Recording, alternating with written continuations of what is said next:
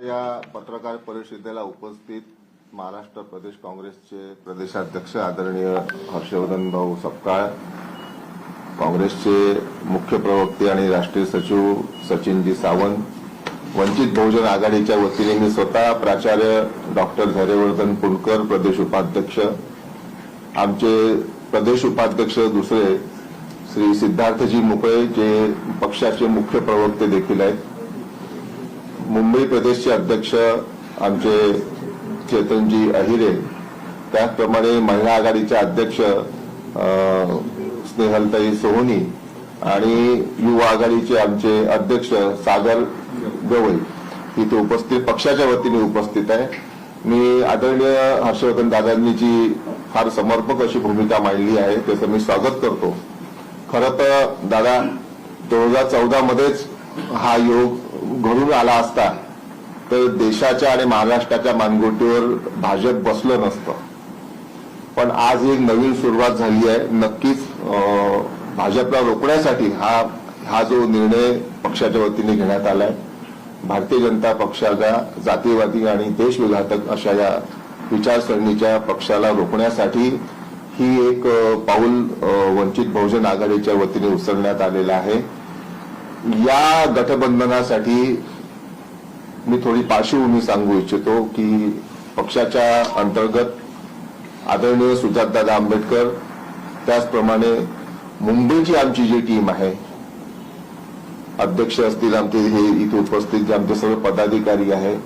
आणि पक्षाचेच एक आमचे रणनीतिकार सुमित आनंद आहेत, यांनी खूप मेहनत घेतली।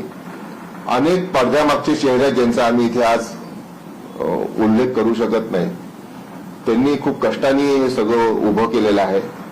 सिद्धार्थजी मुकळेंनी पण साथ दिली आणि सर्वात महत्वाचं म्हणजे हे सर्व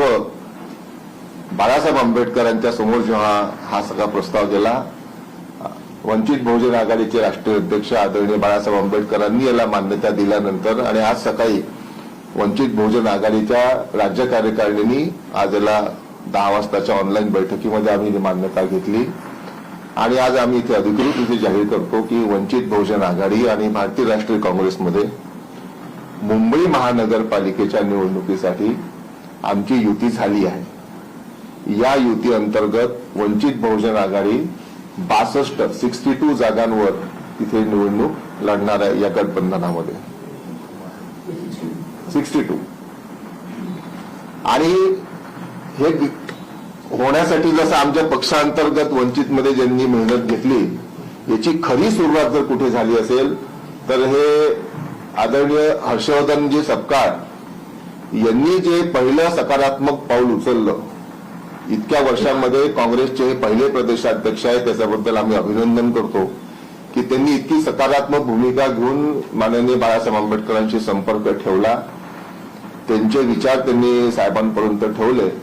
आणि हा त्यांचा सकारात्मक दृष्टिकोनाचा हा परिणाम आहे की आज हे याला मूर्त स्वरूप महाराष्ट्राच्या राजकारणामध्ये दिसत आहे आणि ज्याची खरं तर वाट महाराष्ट्राचा अनेक देशामध्ये अनेक लोक वाट पाहत होते की वंचित आणि काँग्रेस एकत्र केव्हा येतील, पण मुंबई महापालिकेच्या निमित्ताने का होईना इथे आलेले आहेत। या गठबंधनासाठी मी सचिनजीचे पण खूप आभार व्यक्त करतो की त्यांनी अतिशय सकारात्मक दृष्टी ठेवून या चर्चा केल्या, कारण की दोन पक्षांच्या मध्ये जागा वाटपाच्या चर्चा कधीच समाधानकारक नसतात। त्या अनेक जागांवर थांबतात, कार्यकर्त्यांचं नुकसान होते, त्यांचंही होतंय, दुसऱ्याही पक्षाचं होतंय, पण कुठेतरी दादा म्हणतात तसं विचारांचा एक आपल्याला ध्येय समोर ठेवून पुढे गेलं पाहिजे, म्हणून आम्ही इथे एकत्र आलोय। मी पक्षाच्या वतीने हे जाहीर केलेलंच आहे। त्याचप्रमाणे पक्षाची महाराष्ट्रासंदर्भातल्या इतर महापालिकांसंदर्भात काय भूमिका आहे यासाठी मी आमचे प्रदेश उपाध्यक्ष